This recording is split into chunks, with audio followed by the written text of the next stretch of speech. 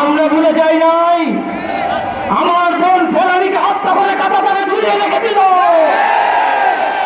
আমার ভাই আব্দুল ফাহাদকে ফেনী নদীর পানি হিসাব কথা বলার কারণে ছাত্রলীগ কর্তৃক তাকে পিটিয়ে হত্যা করা হয়েছিল। আমার ভাই শহীদ ওসমান হাদি তাকে গুলি করার 24 ঘন্টার মধ্যে ভারতের খুনিরা আশ্রয় নিয়েছে। আমাদের দেশ থেকে খুনি হাসিনা বিদায় নেওয়ার পরে ভারতে আশ্রয় নিয়েছে। বাংলাদেশের যত অরাজকতা আছে, অরাজকতার পেছনে যত সন্ত্রাসী খুনি সবাই ভারতে আশ্রয় পায়। সুতরাং এর থেকে প্রমাণিত ভারত আমাদের বন্ধু রাষ্ট্র নয়। ভারতে আধিপত্যবাদের বিরুদ্ধে সংগ্রামী ওসমান হাদি যেভাবে পক্ষে দিয়ে লড়াই করেছেন, আমাদের লড়াই এবং সংগ্রাম চলছে, চলবে ইনশাআল্লাহ। এক চুল ছাড় দেওয়া হবে না। ভারতীয় আধিপত্যবাদের গোলামির চিনছি আমরা আমার গলায় পড়াতে দেব না। 24 রক্ত দিয়েছি, নতুন করে স্বাধীনতা এনেছি, আমাদের এই স্বাধীনতা হারাতে দেব না ইনশাআল্লাহ।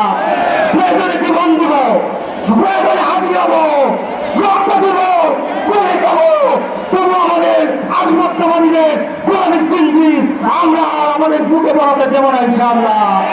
আগামী দিনের রাজপথের সংগ্রামী পথ চলায় সকলকে সংগ্রামী কণ্ঠ কাকেহীন এই পথ চলায় সংগ্রামী পথ চলায় উদাত্ত আহ্বান জানাই। আর আজকের এই সমাবেশ থেকে বলছি, শাহবাগ যেই শাহবাগকে ধারণ করে ভারতীয় আধিপত্যবাদীর যে কালচারাল আধিপত্যবাদ আমাদের উপরে চাপিয়ে দেওয়া হয়েছিল, আমরা এই শাহবাগ চত্বরের নামের পরিবর্তে শহীদ ওসমান হাদি চত্বর ঘোষণা করছি।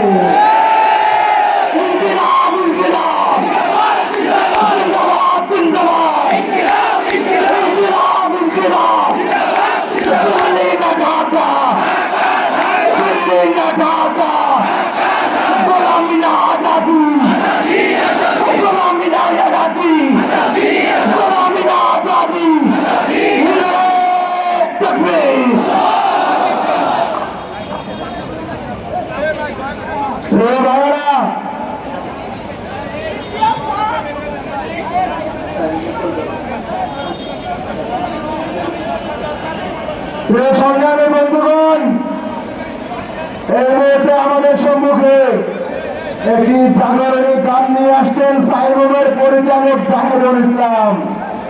আমরা সবাই কণ্ঠে কণ্ঠ